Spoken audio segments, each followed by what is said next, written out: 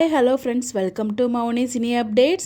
ஏன்டா இது நம்ம விஜய் டிவியில் இப்போ லான்ச் ஆன 3 சீரியல்லையுமே வந்து பார்த்திங்கன்னா பேருக்கு மேரேஜ் ஆகிடுச்சு. ஆல்ரெடி 2 சீரியல்ஸ் அப்டேட் வந்து நம்ம கொடுத்துட்டோம். சிந்து பைரவி சீரியல்லையுமே வந்து பார்த்திங்கன்னா மேரேஜ் நடந்து அது ஒரு குழப்பத்தில் போயிட்டுருக்கு. இன்னொரு பக்கம் நிலாக்குமே வந்து பார்த்திங்கன்னா மேரேஜ் அந்த மாதிரி அப்டேட்மே வந்து ஷேர் பண்ணியிருந்தாங்க. அதே மாதிரியே இப்போ ரீசெண்டாக லான்ச் ஆன தனம் சீரியல்லையுமே வந்து பார்த்திங்கன்னா தனமுக்கு மேரேஜ் ஆகிடுச்சு. அவங்க கழுத்தில் தாலி இருக்க மாதிரி நைட் டேஸ் அப்படிங்கிற மாதிரி வந்து பார்த்திங்கன்னா அப்டேட் வந்து கொடுத்துருக்காங்க. ஸோ நைட் டைம் ஷூட் பண்ணியிருப்பாங்க போல்.